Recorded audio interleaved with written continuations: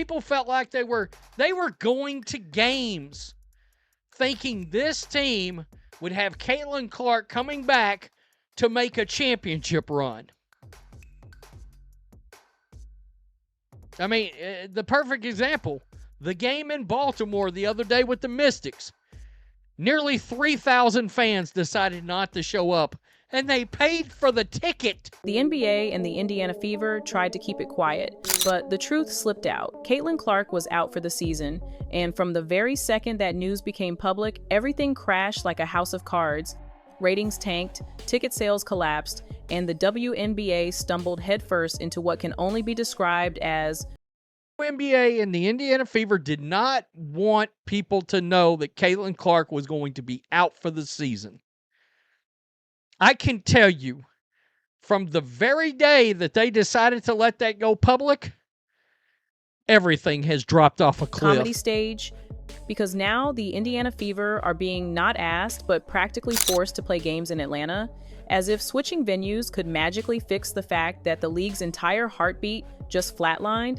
But fans aren't fooled. They noticed instantly, and the fallout has been brutal. Empty arenas, broadcast numbers that look like reruns, and a league that suddenly looks desperate and lost without the one player keeping it alive. So here's the question. Can the WNBA even survive a full season without Caitlin Clark? Or is this the moment the entire illusion finally collapses? From the moment Caitlin Clark went down, the entire league felt the impact like a tidal wave. 1 week, you had sold-out arenas with fans driving across state lines just to get a glimpse of her magic. ESPN plastering her highlights all over national television. We're trying to hang on to the possibility this whole time. Look, so many people stayed engaged with the team because they thought the cavalry was coming. She's coming back. We're going to have a fighting chance to win the WNBA championship. The Indiana Fever and the WNBA, they knew this. Social media buzzing with every logo 3 and flashy dime, and the Indiana Fever transformed overnight from just another team into the team, the must-see ticket in women's sports. But the second the announcement hit that she was done for the season, the bubble popped instantly. Fans who had clung to hope that she'd return for a playoff push felt betrayed.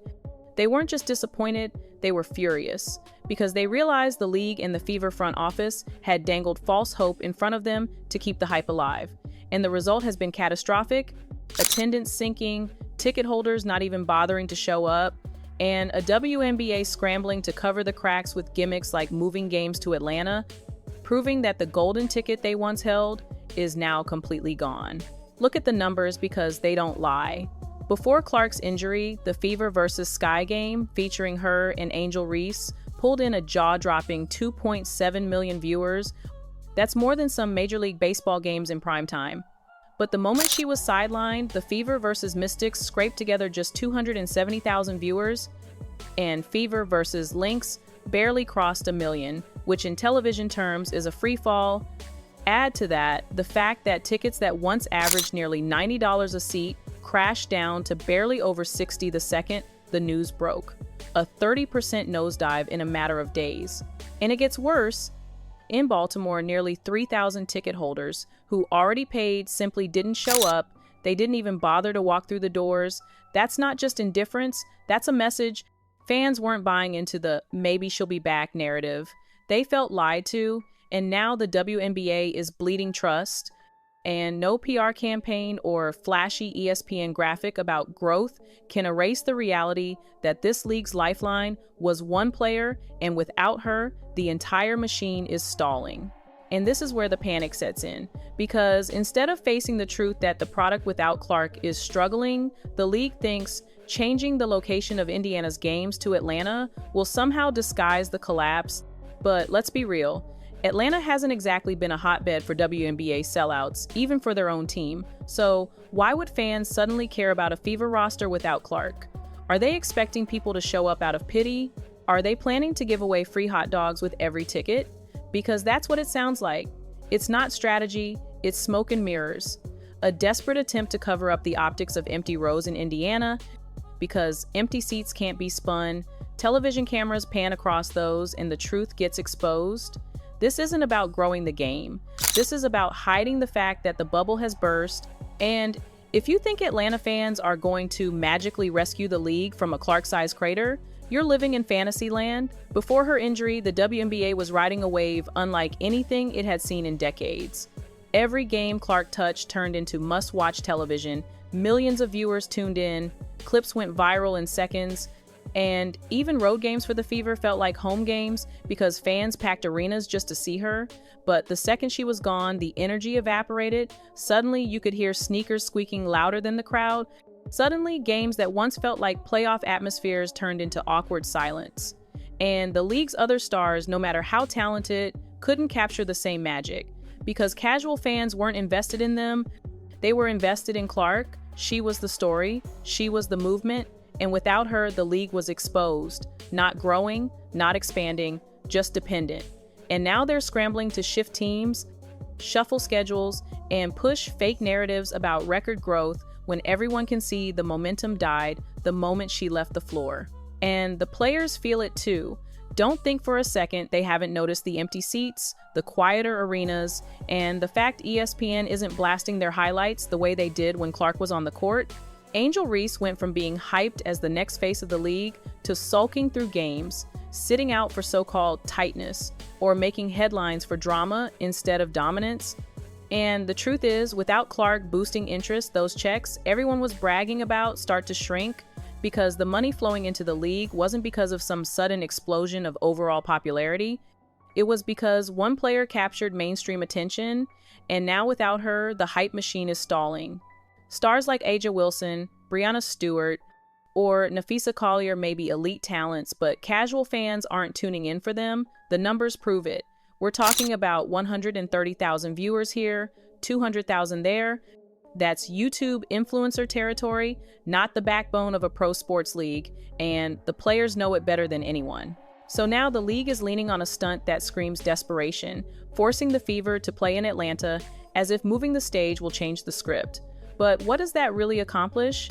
Atlanta has struggled for years to fill its own WNBA arenas, and suddenly we're supposed to believe a starless Indiana team is going to draw massive crowds there. It's not strategy, it's optics. It's about making sure television cameras don't catch rows of empty seats in Indiana. Because empty seats tell the truth, they show the collapse that no press release can hide. So instead of fixing the core issue, the league is rearranging deck chairs on the Titanic, hoping fans won't notice the water pouring in. But fans aren't blind, they see the truth, they feel the absence, and no venue change is going to mask the fact that without Caitlin Clark, the WNBA has lost its spark and is desperately grasping at illusions. And the hypocrisy makes it sting even more. All summer long, the WNBA and ESPN were thumping their chests about record growth, about how the league was finally breaking through, plastering graphics, and bragging that Caitlin Clark had lifted all boats. But the second she went down, the boat started sinking, and now they're bailing water with thimbles. Baltimore fans already paid and still skipped the game. That's not casual disinterest. That's fans voting with their feet. And yet the media turns around and lectures everyone to support women's basketball, regardless of Clark. But guilt doesn't sell tickets. Guilt doesn't pull television ratings. Fans tune in for entertainment, not a lecture. Clark brought that spark, she brought the viral energy, and without her, the product looks flat. Forcing a team to Atlanta won't change it, spinning numbers won't change it, because the receipts are right there in the empty arenas and the tanking ratings. This isn't growth, it's dependency, and it's on full display. Sports leagues live and die by their stars, and that's always been the case. The NBA had Jordan, then LeBron, then Curry. The NFL had Brady, then Mahomes. MLB had Jeter and Bonds. Stars are the currency, but those leagues built depth. When one legend left, there was another waiting to take the torch. The WNBA put every single chip on Caitlin Clark without admitting it, and now that she's gone, the stage is empty. The other stars aren't pulling in casual fans, not because they aren't skilled, but because the league never built them up. So, what happens if Clark isn't 100% next season? Do ratings tank again? Do they move more games to neutral venues? Or do they finally admit she is the oxygen tank keeping this thing alive? Because right now, the WNBA is running on fumes, They had a golden chance to turn one viral superstar into a foundation for long-term stability. Instead, they milked her every second, and when she went down, the illusion collapsed. And moving Indiana games to Atlanta is just a band-aid on a bullet wound.